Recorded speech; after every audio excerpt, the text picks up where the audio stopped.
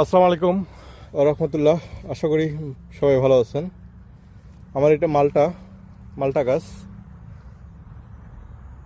এটা ভিয়েতনামি মালটা বলা হয় মেবি। 12 মাসি মালটা। এটা মোটামুটি ফলন আসছে। এটুক গাছে বেশ কিছু ফলন আসছে, কিছু পড়ে গেছে। সবচেয়ে ভালো লাগার বিষয় হচ্ছে সাইজটা। মাশাআল্লাহ খুবই সুন্দর সাইজ। আর এখানে থোকায় থোকায় ধরছে, তো এটা আরো সুন্দর লাগতেছে। আর যদি থাকে, কেউ যদি চুরি না করে।